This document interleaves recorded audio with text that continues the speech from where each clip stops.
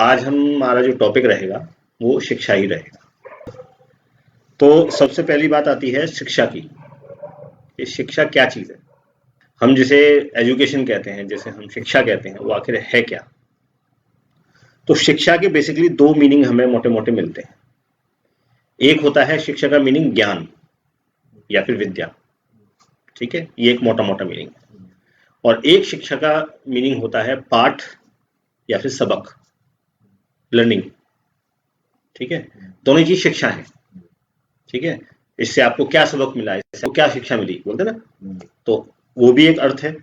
और एक है कि मुझे क्या पता चला, मुझे क्या ज्ञान हुआ, वो भी शिक्षा ही है। तो शिक्षा के मोटे मोटे दो अर्थ होते हैं। लेकिन जब हम कहते हैं कि शिक्षा का अर्थ है ज्ञान या फिर विद्या, तो यहाँ स्पेसिफिकली मीनिंग ये होता है कि ये मुझे किसी और से मिला। मैंने अपने गुरु से लिया, मैंने किसी बड़े से लिया, है ना, मैं किसी सत्संग में गया, वहां से मिला, या मेरे टीचर ने मुझे ऐसा पढ़ाया, या मैंने किताबों में ऐसा पढ़ा। तो वो जो नॉलेज होती है, वो जो ज्ञान होता है, वो जो विद्या होती है, वो आपको कहीं से भी मिल सकती है। पर जो सबक होता है, जो पाठ होता है, वो मोस्टली आदमी का खुद का कमाया हुआ होता है, खुद की अंडरस्टैंडिंग होती है, जो उसने अपने जीवन में देखा हुआ होता है। मैंने ये पिछली बार ऐसा ऐसा बिजनेस किया था तो मैंने ये चीज सीखी। ये आदमी जनरल पर्सनल एक्सपीरियंस जो होता है, जो स्वाभाविक उसका अनुभव होता है, उसको जब हम बात करेंगे तो वो पाठ में या सबक में आ जाए, ठीक है। जो चीज आपने खुद करके देखी हुई है, उसके आगे हो सकता है आप दूसरे की बात ना मानो। दूसरा आपसे कह रहा है कि ये चीज ऐसे ऐसे होती है, आप बोल दोगे यार मैंने तो खुद करके देखी है, नहीं हुआ ऐसा, ठीक है। तो उसकी वैल्यू हमेशा आप ज्यादा रखते हैं कि जो मैंने देखा है, जो मैंने करके देखा है, उसकी वैल्यू ज्यादा है, प्रैक्टिकल की वैल्यू ज्यादा है। आप जो मुझसे कह रहे हो सकता है आपकी थ्योरी हो, आपने कहीं और से सुना हो, बट मैंने तो करके देखा है भाई, ये मेरे जीवन का सच है, ठीक है ना। तो शिक्षा का एक मतलब हो गया जो मैंने अपनी लाइफ में खुद करके देखा, सबक, ठीक है, पाठ। और एक जो मैंने किसी और से लिया, जो मैंने कहीं से पढ़ा, जो मुझे किसी ने बताया, मेरे पिता ने बताया, मेरी माता ने सिखाया, मेरे गुरु ने सिखाया, मेरे टीचर ने सिखाया, वो हो गया शिक्षा, मतलब ज्ञान या फिर विद्या, ठीक है। दो मोटे मोटे मतलब हमें शिक्षा के मिलते हैं। शिक्षा के बारे में किसी ने एक बड़ी अच्छी बात कही कि जीवन एक पाठशाला की तरह से है, और इसमें हमारे जो अनुभव होते हैं उन्हीं से हमें शिक्षा मिलती है। जाहिर सी बात है, हमारे जो खुद के एक्सपीरियंसेस हैं उनसे हम सबसे ज्यादा सीखते हैं और सबसे जल्दी सीखते हैं, है कि नहीं। छोटा सा बच्चा है, छोटे से बच्चे को आग में मोमबत्ती में उंगली देने की बड़ी आदत होती है। एक बार दे लेगा, फिर दूसरी बार नहीं देगा। तो वो उसने खुद से जान लिया कि इसमें उंगली देते हैं तो जल जाती है, दर्द होता है। उसे एक अनुभव हुआ, वो उसकी शिक्षा हो गई कि ये गर्म है, इससे जल जाते हैं। उसकी एक शिक्षा हो गई, आपने भले नहीं बताया उसे, पर उसने खुद अनुभव कर लिया कि ये गर्म है, इससे जल जाते हैं, इससे नुकसान होता है, इससे दुख होता है। पूरी जिंदगी आदमी जो है वो दो चीजों के लिए काम करता है, एक सुख के लिए, एक दुख के लिए। सुख को पाना चाहता है और दुख को भगाना चाहता है। तो अपने जीवन में जो भी कार्य वो करता है, सुख को प्राप्त करने के लिए करेगा और दुख से दूर भागने के लिए करेगा। यही उसके अनुभव में वो देखता है कि जो चीज ऐसी है जिससे मुझे फायदा हो, जिससे मुझे लाभ हो, जिससे मुझे सुख की प्राप्ति हो, वो काम करूं, और जिससे ना हो वो छोड़ दूं। कोशिश तो आदमी यही करता है।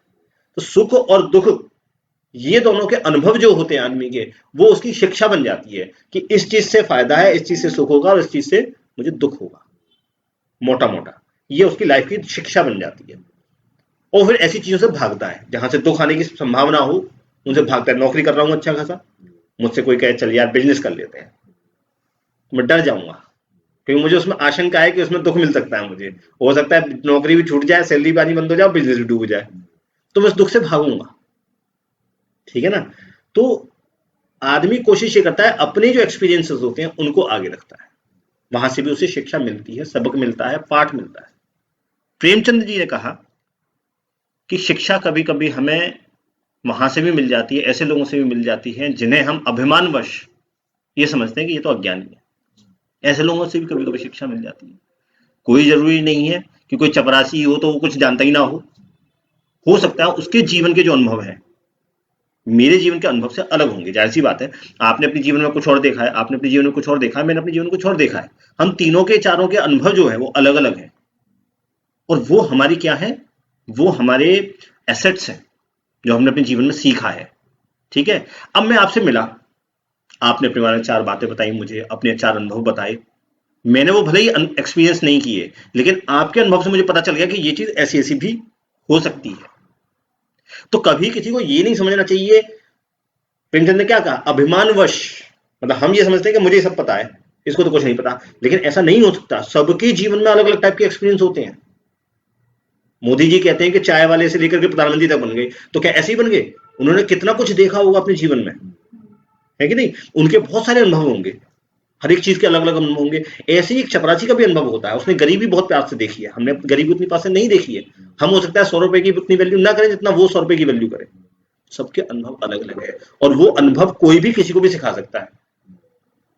ऐसा नहीं हो सकता कि अच्छा ये तो चपरासी, ये मुझे कुछ नहीं सिखा सकता, ये असंभव है, क्योंकि उसके लाइफ का एक्सपीरियंस भी बड़े इंपॉर्टेंट है, उसके हिसाब से बहुत इंपॉर्टेंट हो सकता है, उसमें से कुछ चीजें आपके भी काम आ जाए।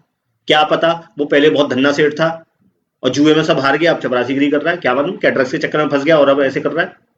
तो ये आपके लिए भी काम आ सकता है ना एक्सपीरियंस, भाई आपने अनुभव नहीं किया उसको, किसी और ने अनुभव किया। तो कभी कभी ऐसा होता है कि हम ऐसा समझते हैं कि यार इसको तो कुछ नहीं पता, लेकिन ऐसा नहीं है। जीवन सबको कुछ ना कुछ सिखाता है, कुछ ना कुछ सबक देता है, कुछ ना कुछ शिक्षा देता ही है, और वो शिक्षा किसी के भी काम आ सकती है। इसीलिए मैं जितने लोगों से मिलता हूं, आप जितने लोगों से मिलते हैं, वो सब आपके जीवन में एक बड़ा इंपॉर्टेंट रोल प्ले करते हैं, क्योंकि उनसे भी आपको शिक्षाएं मिलती है। आप जितने ज्यादा लोगों से मिलोगे उतनी ज्यादा आपकी जानकारी बढ़ेगी, उतना ही आपको 4 चीजें पता चलेंगी, है कि नहीं? अब एक होगा मेरा स्व अनुभव, मैंने खुद से जो सीखा, मेरे खुद से जो एक्सपीरियंसेस है। एक हो गया परानुभव, मैंने दूसरों के सीखने से जो सीखा, जितने लोगों से मैं मिला उनके अनुभव से। मैं मेरे पिताजी ने बिजनेस किया था, सट्टा किया था, तो अब मुझे अनुभव मिल गया कि भैया सट्टा नहीं खेलना। ये परानुभव है, मैंने नहीं किया वो काम, पर मैंने उनकी सीख से सीख लिया, उनके लाइफ के एक्सपीरियंस से सीख लिया। ठीक है? जो लोग मेरे सामने नहीं है, क्या हम उनसे कुछ नहीं सीख सकते? हम उनसे भी सीख सकते हैं, वो किताबें लिख लिख के गए हैं, हम वहां से भी सीखते हैं। प्रेमचंद की आप कहानियां पढ़ेंगे तो उसमें आपको सामाजिक वैल्यूज जो मिलेंगी, वो प्रेमचंद की कहानियों में मिलेंगी आपको, कि सामाजिक वैल्यूज क्या हैं, लोग कैसे कैसे धोखा देते हैं, लोग कैसे कैसे जो है उस टाइम काम करते थे, किस तरीके से रहते थे। जब आप रामायण पढ़ेंगे तो आपको उस काल के बारे में पता चलेगा कि रामचंद्र जी कैसे शासन किया, युधिष्ठिर ने कैसे भी जुए में सब कुछ हार करके सत्य का साथ नहीं छोड़ा, बेईमानी नहीं करी। ठीक है ना? तो पढ़ के भी हम पुराने लोगों के एक्सपीरियंस से भी बहुत कुछ गेन कर सकते हैं ना। तो एक हो गया स्व अनुभव, एक हो गया परानुभव, और एक हो गया पूर्वजों के अनुभव। जाहिर सी बात है, आज मुझे कोई लिख करके गया क ख ग घ ङ च छ ज झ य, पर ये मैंने तो नहीं खोजा, कोई लिख के गया तो मैंने पढ़ लिया। अब उसके लिखे हुए से मुझे ज्ञान हुआ, मुझे दोबारा ढूंढना नहीं पड़ा। स्वानुभव जो मेरे अनुभव है, परानुभव जो किसी और के अनुभव से मैंने सीखा। तीसरा जो मैं पुस्तकों से, पूर्वजों के अनुभव से सीख रहा हूं। पूर्वज को अनुभव मुझे कैसे मिलेंगे? किताबों से ही तो मिलेंगे, जो वो लिख के गए हैं, वो चले गए, उनके अनुभव मुझे कैसे मिलेंगे? अगर मुझे सीखना हो कि भाई परेशानी में, विपत्ति में कैसे रहना है, तो मैं नल दमयंती की कथा पढ़ सकता हूं ना, कि नल के साथ कितनी विपत्तियां आई लेकिन उसने धैर्य नहीं छोड़ा अपना। तो तीसरा तरीका क्या है? पुस्तकों से पढ़ना, पूर्वजों की चीजों से पढ़ना। ठीक है? अब फॉर एग्जाम्पल एबीसीडी है या क ख ग घ है, गिनतियां हैं, a square plus b square equal to c square हमने पढ़ा है ना, तो ये किसी पूर्वज ने किया ना, वो लिख के गया तब तो मैं आज पढ़ पा रहा हूं। नहीं तो पाइथागोरस पर भी मुझे डेरिवेट करनी पड़ती, मुझे खोजनी पड़ती। हर आदमी अपनी अपनी चीजें खोजता। हम आगे कैसे बढ़ते? आगे हम तभी बढ़ते जब पूर्वजों की चीजों से सीख करके हम और आगे की सीख बनाते हैं अपने आगे आने वाली पीढ़ी के लिए। तो यही शिक्षा का तरीका है। तो ये 3 मोटे मोटे तरीके हैं शिक्षा के। इसीलिए शिक्षा जो होती है, अपने अनुभव से, दूसरे के अनुभव से, और पढ़ के बहुत सारी शिक्षा हम लोग इकट्ठी कर सकते हैं। कुएं को जितना खोदो उतना ही ज्यादा उसमें से पानी निकलेगा। ऐसे ही जो आदमी जितना ज्यादा शिक्षित होगा, उसने जितना ज्यादा ज्ञान ले रखा होगा लोगों से मिल मिल के, उसकी बुद्धि उतनी ही तीव्र होगी। क्यों होगी? क्योंकि वो एक ही बात को अलग अलग एंगल से देख सकता है। अगर उसने 50 लोगों ने एक ही काम किया और वो उन 50 लोगों से मिला हुआ है, उन 50 लोगों ने एक पर्टिकुलर सिचुएशन में अलग अलग तरीके से रिएक्ट किया, तो उस आदमी को पता है कि ये सिचुएशन से 50 तरीकों का हैंडल किया जा सकता है। करेक्ट? कुएं का मेढक किसे कहते हैं? कुएं का मेढक तो उसे ही कहते हैं ना जो कम से कम लोगों से मिला हो, है ना? उसे पता ही नहीं कि पानी कितना है, समुद्र में पानी कितना है, वो बस इतना जानता है कि जितना कुएं में पानी है उतना ही पानी है। क्या है? शिक्षा की कमी है। अगर मैं बहुत सारे लोगों से मिलूंगा, दुनिया पहले लोग क्या बोलते थे, मैंने दुनिया देखी है। तो दुनिया देखने का मतलब क्या है? मैं तुमसे ज्यादा लोगों से मिला हुआ हूं, तुमसे ज्यादा लोगों से मैंने अनुभव लिया हुआ है। यही मतलब तो होता था उसका। दुनिया देखी का मतलब क्या होता था? यही होता था। ठीक है। तो जो आदमी जितनी ज्यादा शिक्षा लिया हुआ होगा, चाहे वो किताबों से लिया हो, चाहे वो किसी परानुभव से लिया हो, या वो स्वानुभव से लिया हो, जितनी ज्यादा शिक्षा लिया होगा उसकी बुद्धि उतनी ही तीव्र हो जाएगी, क्योंकि उसके पास उतने ही ज्यादा टाइप के डाटा इनपुट्स होंगे, वो उनको यूटिलाइज कर सकता है अपनी लाइफ में। एक बड़े शिक्षाविद थे, W.B. येट्स। इन्होंने एक बात कही कि जो शिक्षा है, शिक्षा कोई ऐसी चीज नहीं है जी, कोई आप गाड़ी गढ़े हैं और मैं चाहूं कि मैं इस घड़े में ज्ञान भर दूंगा ना।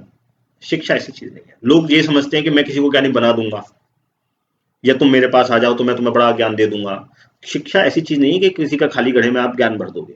शिक्षा तो एक आग की चिंगारी की तरह से है, आपको वो चिंगारी ट्रांसफर करनी है बस। एक बार वो चिंगारी ट्रांसफर हो गई शिक्षा की, फिर वो अपने आप अंदर जलती रहेगी, फिर वो आग अपने आप अंदर जल जाएगी। जैसे शंकराचार्य जो थे, शंकराचार्य के अंदर वो आग जली हुई थी, इसलिए तो वो सारे वेद पढ़ने के बाद भी कराड़ी गांव से उज्जैन पहुंच गए, क्योंकि उन्हें ज्ञान चाहिए था। उनके अंदर वो भूख जल गई थी, वो आग जल गई थी उनके अंदर कि मुझे और चाहिए। ठीक है।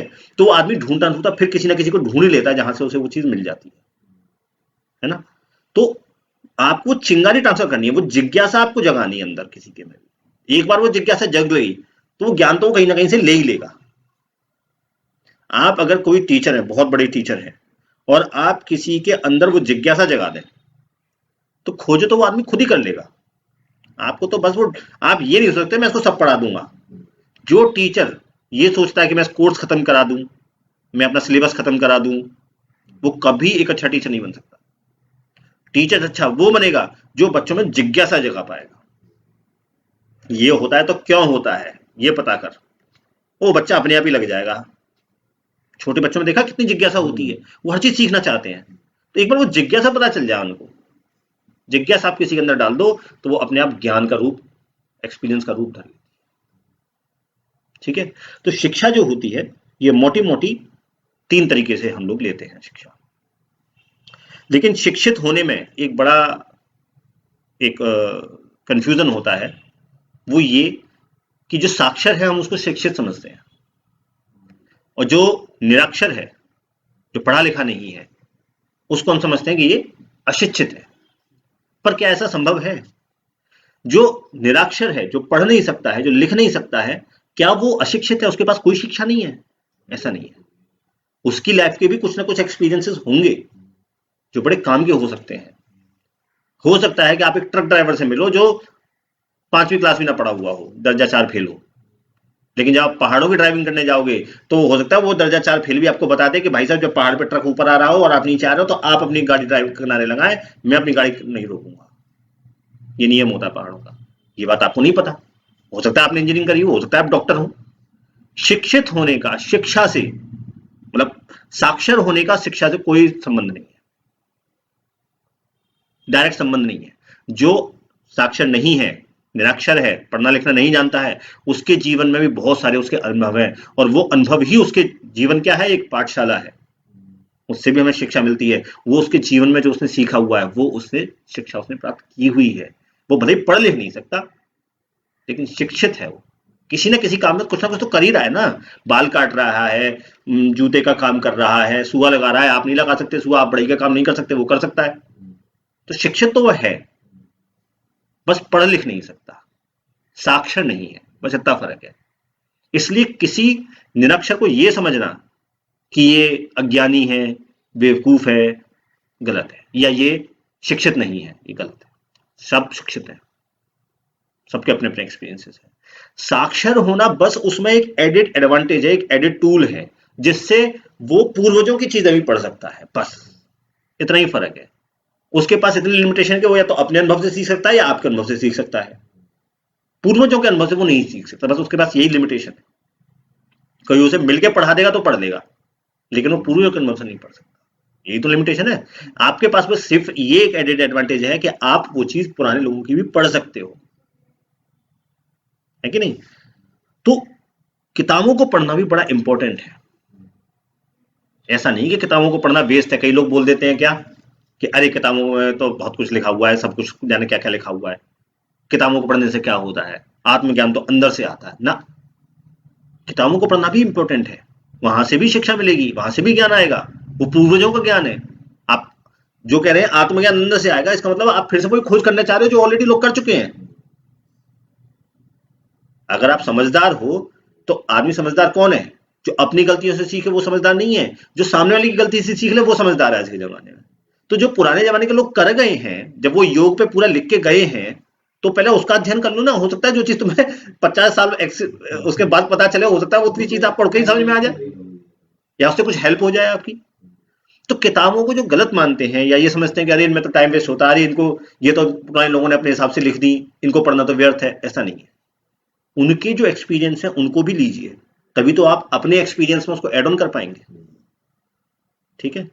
तो शिक्षा में जो है वो अध्ययन भी बहुत बड़ी चीज है। बिना अध्ययन के ये समझना कि मैं तो बहुत बड़ा ज्ञानी हो जाऊंगा, नहीं हो सकते। अध्ययन बहुत इंपॉर्टेंट चीज है। इसीलिए हमारे यहाँ क्या कहा गया है कि बच्चों को पढ़ना जरूर सिखाए। पढ़ना जरूर सिखाए का मतलब क्या? साक्षर ना बनाए। साक्षर बना तो ये हो गया कि तुमने अपने बच्चे को पहली कराई, 5वीं कराई, 10वीं कराई, 12वीं किया, अब बेटा इंजीनियर बन जा, अब डॉक्टर बन जा, अब वो कमा रहा है, अब वो नौकरी कर रहा है।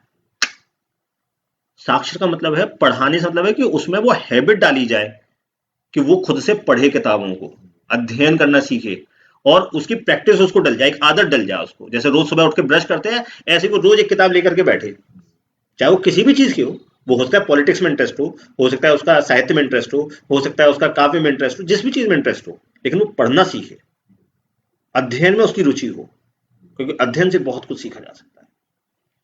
इसीलिए हमारे यहाँ क्या कहा गया? हमारे यहाँ कहा गया माता शत्रु पिता वैरी, येन बालो न पाठता न शोभते सभा मध्य हंस मध्य बको यथा। वो माता और पिता कैसे हैं? दुश्मन की तरह से हैं, जो अपने बच्चे को पढ़ने की शिक्षा नहीं देते। साक्षर बनाना नहीं, पढ़ने की शिक्षा नहीं देते कि भैया पढ़ना जरूरी है, तू कुछ भी पढ़, हमें इससे कोई रोक टोक नहीं है। तू कॉमिक्स पढ़, तू कुछ कहानियां पढ़, तू महाभारत पढ़, तू रामायण पढ़, तेरे को जिसमें इंटरेस्ट है वो पढ़, पर पढ़, पढ़ने में इंटरेस्ट होना चाहिए। तो वो माता और पिता कैसे हैं? शत्रु हैं, जो बच्चे को पढ़ने की आदत नहीं डालते। क्यों? क्योंकि जैसे हंसों के मध्य में बका जो होता है, बगुला जो होता है, वो अच्छा नहीं लगता, ऐसे ही जब विद्वानों की सभा होती है उसमें वो कम जानने वाला व्यक्ति शोभा नहीं देता। मजा तो तब आएगा कि जब आप 25 लोगों के बीच में बैठे हो और पॉलिटिकल डिस्कशन चल रहा हो, तो आपकी बातों में ये निकले कि सब लोग कहें कि वाह इसको क्या नॉलेज है। और जब साहित्य की बात चल रही हो तो आप प्रेमचंद से लेकर के किसी भी कवि तक की बात पूरी पूरी ऐसे सुना दो, तब लोग कहेंगे कि हाँ यार क्या बात है। लेकिन आप हो दब्बू, आपने कुछ अध्ययन ही नहीं करा, तो आप वहां जाके कैसे बैठ जाओगे? यूं बैठ जाओगे, हाँ यार बड़ी ज्ञान की बात चल रही है, बड़ी ज्ञान की चर्चा चलती है। अरे ज्ञान की तुम्हें किसने पढ़ने से रोका है?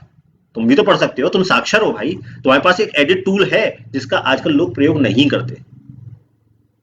आजकल लोग उसका यूज ही नहीं करते। एक्स्ट्रा ऑफिस से गए, ऑफिस से आए, खाना खाया, टीवी देखा, सो गए, यही चलता रहता है। हमारे पास तो टाइम ही नहीं है भैया कुछ पढ़ने का। अरे पढ़ोगे नहीं तो आगे बढ़ोगे कैसे? उस चीज को लाइफ में कैसे लाओगे जो पूर्वज करके रख गए? हो सकता है आपको, आप लाइफ में करते क्या हो? सुख और दुख से ही तो भागते हो, दुख से भागते हो, सुख को पकड़ने की कोशिश करते हो। तो आपके पूर्वज उस लेवल पे क्या करके गए ये तो जानो। वो सांख्य शास्त्र लिख के गए, योग लिख करके गए, फलानी चीज लिख के गए, न्याय लिख के गए, वैशेषिक लिख के गए। पढ़ो तो सही इनको, तब तो पता चलेगा उन्होंने क्या किया था सुख से बचने, सुख पाने के लिए और दुख को त्यागने के लिए। तो हो सकता है आपकी जिंदगी में कुछ और आराम आ जाए, लेकिन लोग पढ़ते ही नहीं है, अध्ययन करते नहीं, कहते हैं अरे ये तो पुराने जमाने की बात है, विज्ञान तो जाने कहां से कहां पहुंच गया। अरे भैया पूर्वजों की बातों को जो कूड़ा कह रहा है उससे बड़ा कूड़ा मगज कौन है? उनकी शिक्षा को आप बेकार कह रहे हो, उनके जो एक्सपीरियंस थे उनको आप वैल्यू नहीं दे रहे हो। इसका मतलब है कि आप खुद से करके देखने में विश्वास रखते हैं, उसकी लिमिट बहुत कम है। उससे जो आपको ज्ञान प्राप्त होगा खुद से करके देखने में वो बहुत थोड़ा होगा जीवन में, और वो पेनफुल भी होगा। पेनफुल भी होगा। आप गिरोगे फिर उठोगे, तब तक आप पता नहीं क्या क्या लूज कर जाओगे अपना। आपने जुआ खेलना गलत बात है, सुना है हमने, पर जब दिवाली आती है तो हम जुआ खेलते हैं और बहुत बहुत रुपए हार जाते हैं। लेकिन हमने ये भी देखा है कि यार जुए से ना तो युधिष्ठिर का फायदा हुआ ना नल का फायदा हुआ। तो जिसने पढ़ा होगा वो दूर रहेगा, बोलेगा भैया तुम खेल लो, हमें नहीं खेलना दिवाली पे, ठीक है तुम्हारी लिए दिवाली, हमारी दिवाली।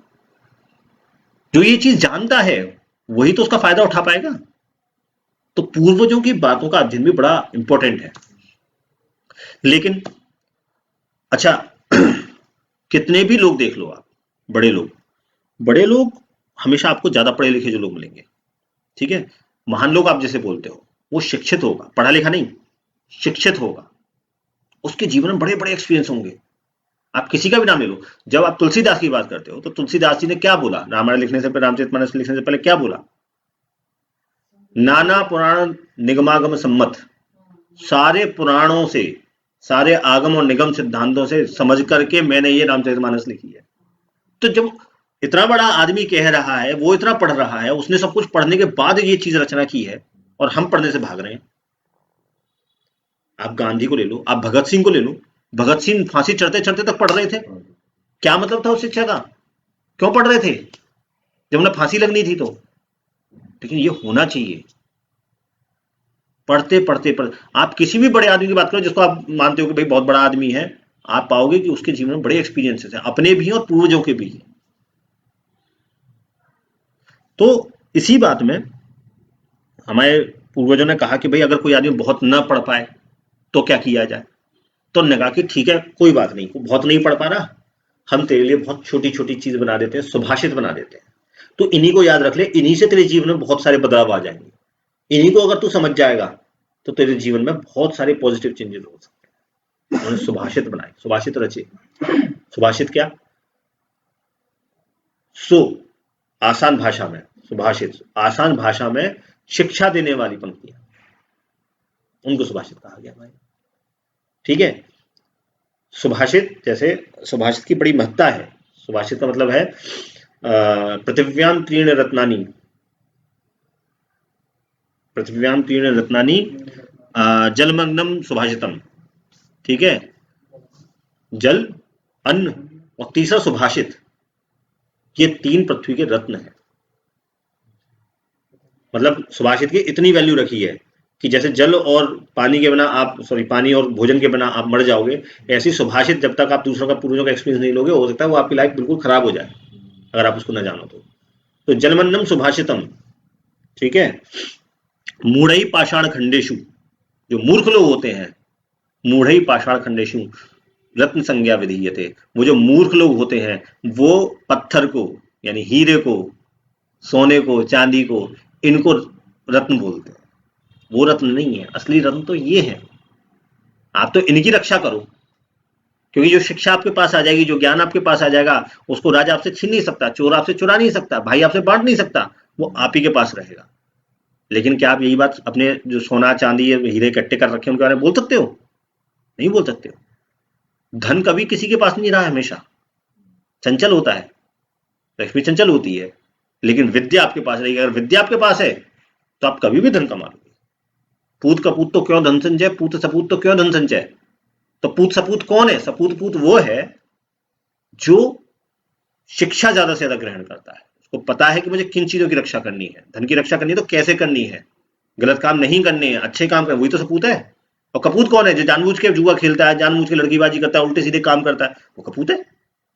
जो जानता ही नहीं कि क्या सही है क्या गलत है, जिसमें शिक्षा ने, जिसको ग्रहण ही नहीं किया जिसने शिक्षा को, ठीक है। तो संभालने वाली चीज, बच्चे के लिए देने वाली चीज सोना चांदी नहीं है, जायदाद नहीं है, देने वाली चीज है सुभाषित, देने वाली चीज है शिक्षा, साक्षर नहीं, शिक्षा देने वाली चीज है बच्चों को। अगर आप बच्चों को शिक्षित बना गए, अधिक से अधिक अध्ययन करा गए, तो वो कुछ ना कुछ जरूर बन जाएगा। आपको उसकी चिंता करने की जरूरत ही नहीं है कि मेरे बच्चे का मेरे बाद क्या होगा। ज्यादातर लोग क्या सोचते हैं, बड़े बूढ़े लोग यही तो सोचते हैं कि मेरे जाने के बाद पता नहीं मेरे बच्चे का क्या होगा। आपको सोचने की जरूरत ही नहीं है, आपका बच्चे का जो होगा अच्छा ही होगा, क्योंकि उसके पास शिक्षा है, एक्सपीरियंस है, खुद के हैं, पेरेंट्स के हैं, गुरु के हैं, टीचर्स के हैं और पूर्वजों के हैं। उसने उतना अध्ययन किया हुआ कि पूर्वजों के भी, वो अपनी जिंदगी में कुछ ना कुछ कर ही लेगा, खाली नहीं बैठेगा, वेस्ट नहीं करेगा अपनी लाइफ को। लेकिन हमारे यहाँ नेपोलियन बोनापार्ट थे, तो नेपोलियन बोनापार्ट ने एक बात कही कि आदमी जीवन में दो लीवर से चलता है। पहला स्वार्थ और दूसरा भय। आदमी जीवन में कोई काम क्यों करता है? या तो अपने फायदे के लिए करेगा या फिर डर के करेगा। तीसरा कोई सिस्टम होता है बताओ काम करने का? कोई सिस्टम नहीं है तीसरा। इन्हीं दो वजहों से आदमी कोई भी काम करेगा, या तो स्वार्थ की वजह से करेगा या फिर भय की वजह से। देखो कितनी कितनी सोचने वाली बात है। अगर आप ये चीज जानते हो तो आप अपनी लाइफ में क्या क्या चीजें कंट्रोल कर सकते हो, है ना। लेकिन शिक्षा जो होती है, शिक्षा आपको निर्भीक बनाती है, निर्भय बनाती है। जो शिक्षित होगा वो किसी से नहीं डरेगा। गांधी जी किसी से डरते नहीं थे, भगत सिंह किसी से डरते नहीं थे, सुभाष चंद्र बोस किसी से नहीं डरते थे। जो तानसेन के गुरु थे स्वामी हरिदेव जी, हरिदास जी, अकबर उनके घर चल के आया, वो नहीं गए अकबर के यहाँ। कर्ज नहीं तो कटवा देगा। क्योंकि जो ज्ञानी आदमी होता है वो जानता है कि जीवन मृत्यु तो भैया आने जाने हैं। मैं मृत्यु से कब तक बचूंगा? मरना तो है ही। क्या पता कल को छत के नीचे छत गिर जाए, उसी के नीचे मर जाऊं बैठ के। मरने से क्या डरना? कोई भी ज्ञानी आदमी, कोई भी शिक्षित आदमी मरने से नहीं डरता। तो भय किसको लगेगा? जो अशिक्षित होगा, जिसके ज्ञान में कमी होगी, वो भय होगा, वो भयभीत होगा, भयाक्रांत होगा। जो शिक्षित होगा वो कभी भयभीत नहीं होगा। स्वामी विवेकानंद डरते नहीं थे किसी से। गरीबी थी, विपन्नता थी, पर अमेरिका तक गए थे। आज के टाइम में आप देखो, जो 10वीं क्लास का बच्चा होता है, 12वीं क्लास का बच्चा होता है, इवन बड़े बड़े लोग जो अंग्रेजी नहीं बोल पाते, उनके अंदर एक डर होता है ना, मैं समाज में कैसे बैठूंगा, मेरे बच्चे को तो आती है, मैं उनके सामने कैसे जाऊंगा। एक डर होता है, भय होता है। स्वामी विवेकानंद नहीं डरते थे। अमेरिका कैसे जाऊं? किस जमाने में अमेरिका गए थे वो, सोचो। तो इसका मतलब क्या है? जो ज्ञानी आदमी होगा, जो शिक्षित आदमी होगा, वो डरेगा नहीं किसी से, किसी से नहीं डरेगा। इसी के लिए उसी के टाइम के एमर्सन नाम के एक शिक्षा शास्त्री थे, उसने कहा कि डर का एकमात्र कारण है अज्ञान, अशिक्षित होना। आप पढ़े लिखे हैं, लेकिन अगर आपको डर लग रहा है, इसका मतलब अभी आप में ज्ञान में, आपकी शिक्षा में कमी है। अगर आपको डर लग रहा है तो, अगर आपको डर नहीं लग रहा है तब आप समझ जाइए कि अब शिक्षा मेरी पूरी। जब तक भय लग रहा है तब तक आप अशिक्षित हैं। जब विश्वामित्र जब रामचंद्र जी को लेने आए तो रामचंद्र जी पूछा कि भैया क्यों ले जा रहे हो? तो उन्होंने कहा कि अरे वो राक्षस हैं, खरदूषण हैं, और जो है मेरे यज्ञ में विघ्न डालते हैं, और वो रावण के रिश्तेदार भी हैं, ये है वो है। दशरथ डर गया। क्या बोला कि अरे दशरथ, रावण तो बड़ा शक्तिशाली है, उससे तो कोई नहीं लड़ सकता है, ये तो छोटे छोटे बालक हैं, ये कैसे लड़ेंगे उससे? इसका मतलब उसकी शिक्षा पूरी नहीं है। राम लक्ष्मण नहीं डरे, उनने नहीं पूछा कि किससे लड़ना है किससे नहीं लड़ना है, वो तो चल दिए, पिताजी की आज्ञा चल दो। जंगल में कैसे रहेंगे वो नहीं डरते कि जंगल में कैसे रहेंगे, रह लेंगे जैसे भी रहना होगा। जो शिक्षित व्यक्ति होगा वो कभी नहीं डरेगा। जब आप जानते हैं कि रस्सी है कि सांप है, जब तक आपको उसके सांप होने का भय लगेगा तभी तक आपको डर लगेगा। जैसे आपको पता चलेगा रस्सी है, आपका डर खत्म। जैसे ही आपको किसी का ज्ञान हो जाएगा, आपका डर खत्म। जब आपको पता चल जाएगा जीवन मृत्यु का क्या है, जैसे आदमी पैदा होता है ऐसे ही मरेगा, इसमें डरने वाली बात क्या है? आया हूं तो जाऊंगा ही। तो फिर अगर किसी लड़की के साथ बदतमीजी हो रही है और मैं ये सोच के रुक जाऊं कि अरे यार ये चाकू निकाल के मेरे को मार देंगे, अरे मार देंगे तो मार देंगे, इससे बढ़िया क्या मृत्यु होगी? शिक्षित आदमी नहीं डरेगा। केवल अशिक्षित आदमी जिसकी विद्या अधूरी है, भले ही वो कितना ही बड़ा पीएचडी होल्डर सही, वही डरेगा। ठीक है। तो अधिक से अधिक ज्ञान, अधिक से अधिक शिक्षा हमें अपने जीवन में जुटानी चाहिए, चाहे वो अपने स्व अनुभव से हो, चाहे वो परानुभव से हो, और चाहे वो पूर्वजों के अनुभव से हो जो हमें किताब के रूप में उपलब्ध है।